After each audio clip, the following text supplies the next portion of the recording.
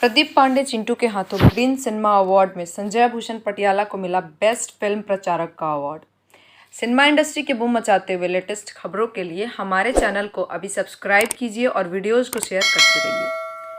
Bhojpuri cinema में सफल film प्रचारक बने संजय भूषण पटियाला। साल 2022 में 5 बार मिला बेस्ट फिल्म प्रचारक का अवार्ड।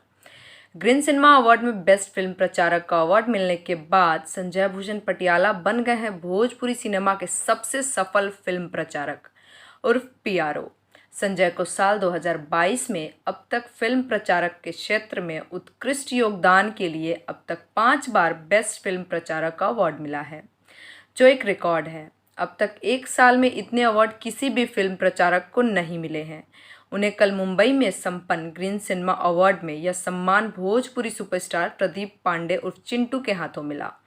दिलचस्प बात यह रही कि संजय चिंटू की कई फिल्मों के प्रचारक रह चुके हैं।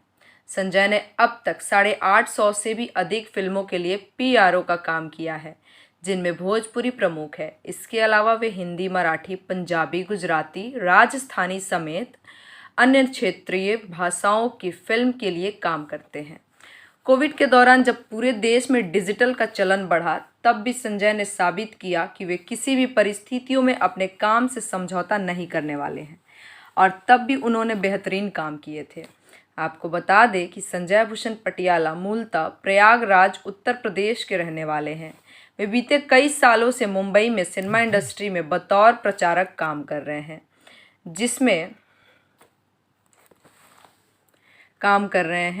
जिसमें वो आज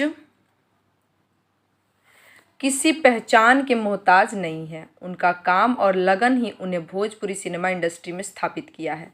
संजय ग्रीन सिनेमा अवार्ड पाकर काफ़ी खुश नजर आए और उन्होंने इस अवार्ड को अपने माता पिता को समर्पित किया।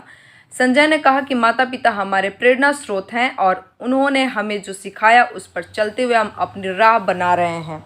इस अवार्ड के लिए ग्रीन सिनेमा अवार्ड उनके ज्यूरी का शुक्रिया।